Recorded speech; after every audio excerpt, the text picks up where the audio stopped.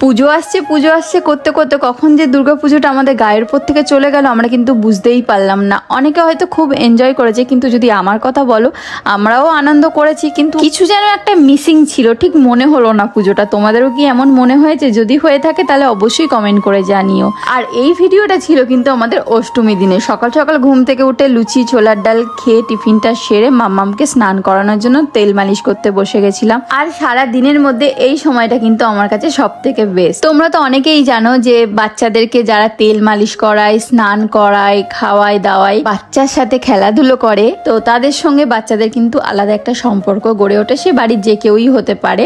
তো সেখানে আমি তো মা, আমার সঙ্গে ওর এমনি কানেকশন রয়েছে, তার ওপর আবার ওর সমস্ত কাজ কিন্তু আমি একা হাতেই সামলাই, আর ও সারাক্ষণ আমার কাছেই থাকে। আর টুইঙ্কেল কিন্তু এখন বুঝতে শিখে গেছে, তাই জন্য ওর ঠাম্মির কাছে কিন্তু আর বেশিক্ষণ এখন থাকতেও চায় না। যেমন আগে একটু কাজে বেরোনোর জন্য বা এদিক ওদিক ঘুরতে গেলে ওর ঠাম্মির কাছে রেখে বেরাতাম, কিন্তু এখন 1 থেকে 2 ঘন্টা হয়ে গেলেই ব্যাস কান্না শুরু করে, এর বেশি আর থাকতে চায় না। তো ওই জন্য এখন আর বেশি রেখে এদিক ওদিক বেরানোও হয় না।